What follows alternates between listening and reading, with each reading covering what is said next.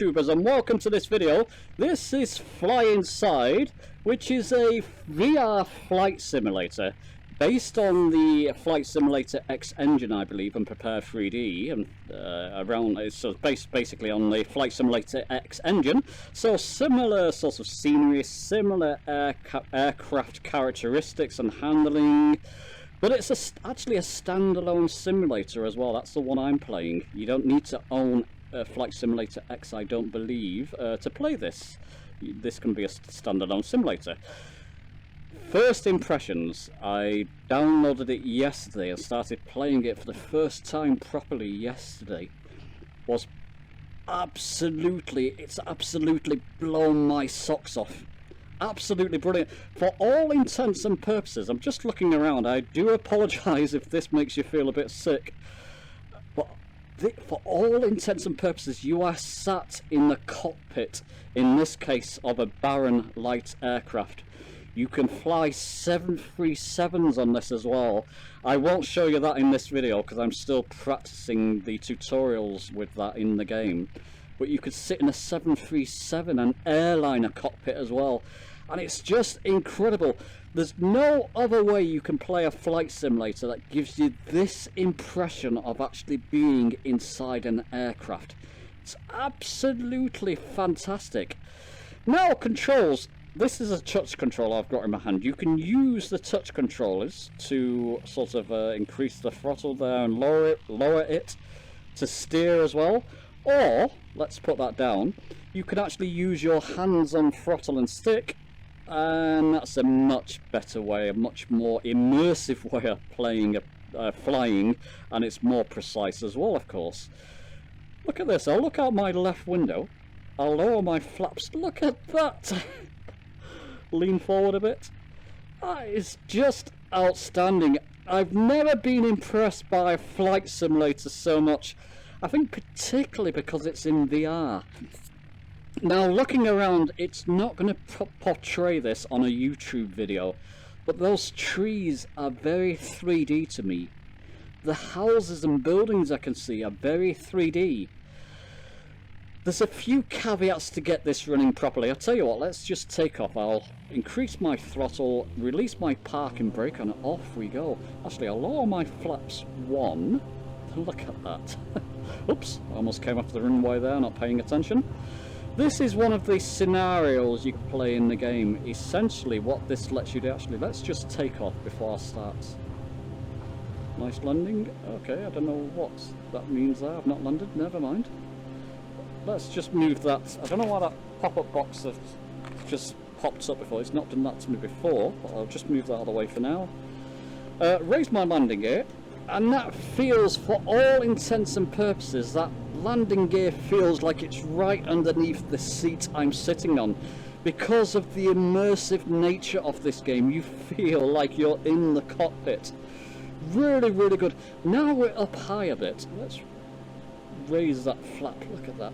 Looking around, the scenery actually looks okay. It looks very similar to, oops, missed that one, Flight Simulator X.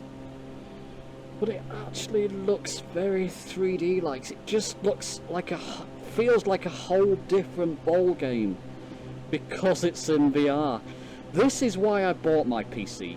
This is why I bought the Oculus Rift, to play VR flight simulators. A year and a half later, I'm eventually trying them and playing them and absolutely loving them. A few caveats, like I mentioned, to get this running properly.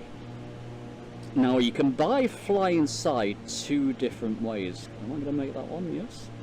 You can buy it from the Flyinside website. I'll link that below for you because it's worth going to take a look at anyway. And you can download a demo, which is a couple of gigabytes, and it lets you fly for 7 minutes. Lets you try it out. I was hooked after I tried it. Then you can actually purchase the game. I purchased it originally off the Flyinside website. I recommend not doing that unless you have a really good internet connection. Reason is because as soon as you buy it, as soon as you register and buy the game, you've got to then download an update which is 11 gigabyte, and it does it from the in-game updater. So it's actually in-game and updating.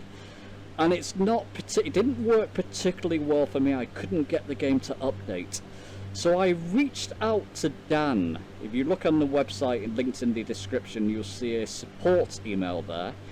Dan got back to me. Dan's the developer for the game. He got back to me within a day and supplied me with a Steam key, which worked perfectly.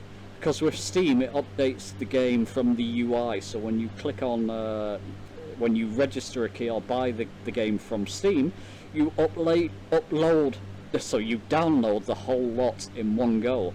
So it has the latest version in the sort of game when you download it from Steam automatically. Bad way of describing that, I do apologise. Essentially, within a couple of hours of registering the key on Steam, I was playing the game. And I'm absolutely loving it. Just loving it. I've got Tracker IR, which is like a D-Lang clip. And that's okay. On a 2D monitor, you can turn your head left and right, you can look around, but it's not the same. It doesn't feel like you're sat in a cockpit in that. It feels like you're staring at a monitor, moving your head around. This feels like you're in the bloody cockpit. I can't describe how it feels unless you try it yourself. Really, really impressed by this.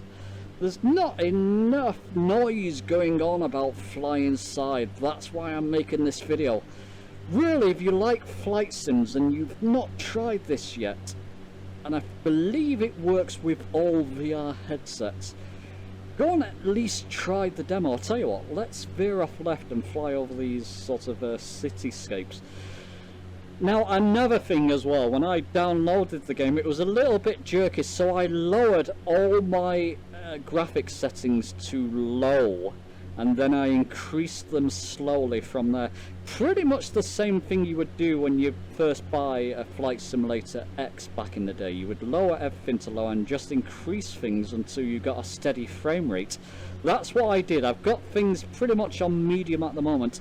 I could probably increase a couple of settings because I'm playing the game smoothly and I'm recording at the same time. As you can see, I don't have much auto-gen going on because that city's not very full, so I can increase that. I believe you could do flight planning in the game from this as well.